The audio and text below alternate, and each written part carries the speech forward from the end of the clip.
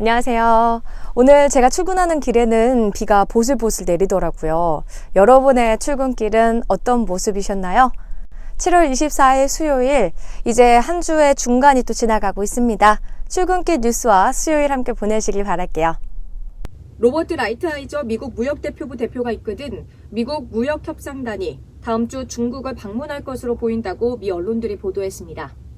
윌버로스 미국 상무장관은 35개 미국 기업들이 중국 통신장비업체 화웨이에 대한 수출을 위해 약 50건의 제재 면제를 신청했다고 밝혔습니다.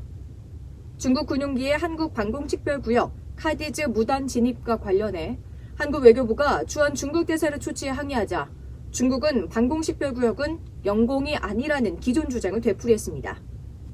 러시아 국방부는 23일 자국 군용기가 독도 인근 영공을 침범한 것과 관련해 아시아 태평양 지역에서 처음으로 중국 공군과 장거리 연합 초계 비행 훈련을 한 것이라고 밝혔습니다.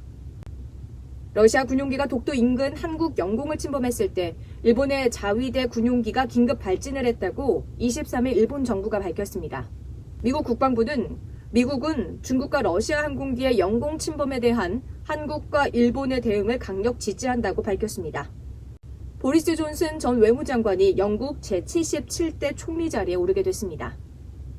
도널드 트럼프 미국 대통령은 보리스 존슨 영국 신임 총리의 선출 소식이 전해진 직후 트위터를 통해 축하 메시지를 보냈습니다. 아바스 아락치 이란 외무차관은 이 민감한 지역 호르무즈 해협에서 그 어떤 운송 혼란도 허용하지 않을 것이라고 밝혔다고 이란 국영 IRNA 통신이 보도했습니다. 미국 법무부는 북한의 핵무기와 탄도미사일 개발 등을 막기 위한 대북 제재를 회피해서 북한 무기 프로그램을 지원하려 한 혐의로 중국 국적자 4명을 기소했다고 밝혔습니다. 국제통화기금 IMF가 세계 경제 성장 전망치를 석 달 만에 0.1%포인트 하향 조정했습니다. 이와야 다케시 일본 방위상이 한일 군사정보 보호협정의 파기를 고려하지 않고 있다고 말했습니다. 일본의 대한 수출 규제 조치의 문제점을 논의하는 세계무역기구 WTO 일반 이사회가 현지 시간 23일 이틀 일정으로 시작됐습니다. 미국 워싱턴 DC를 방문한 유명희 산업통상자원부 통상교섭 본부장이 일본의 대한 수출 규제가 미국 기업과 글로벌 공급망에 영향을 미치고 있다고 말했습니다. 일본이 한국의 수출 규제를 가한 명분으로 재래식무기 통제에 관한 캐치올 제도 미흡을 제기한 것과 관련해 한국어에서 기타를 포괄하는 뜻의 의존명사 등의 쓰임새를 오해한 데 따른 것이라는 정부 해석이 눈길을 끕니다. 이주열 한국은행 총재는 일본의 반도체 수출 규제가 악화된다면 추가로 금리를 인하하고 경제성장률 전망치를 하향 조정할 수 있다고 밝혔습니다.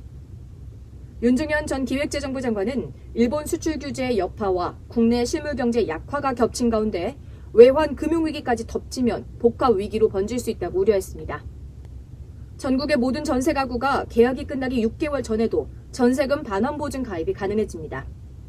한국관광공사는 지난달 방한한 외래 관광객이 147만 6,218명으로 지난해 같은 기간보다 25% 증가했다고 밝혔습니다. 국내 유명 어린이 유튜브 채널을 운영하는 보람패밀리 회사가 최근 100억 원에 가까운 강남 빌딩을 사들인 것으로 확인됐습니다. 네, 오늘 출근길 뉴스는 여기까지입니다.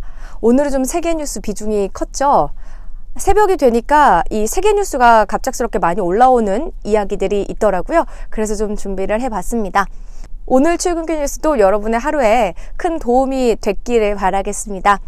우리는 내일 만나요.